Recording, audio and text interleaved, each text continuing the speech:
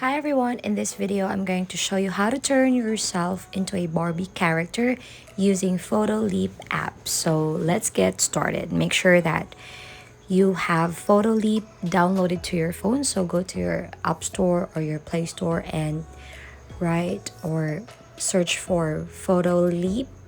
It's an AI art photo editor. So get that, download it on your phone, and once it's done downloading, then open the app on your phone. And now just allow, and then you're gonna accept and continue the terms and tap dive right in.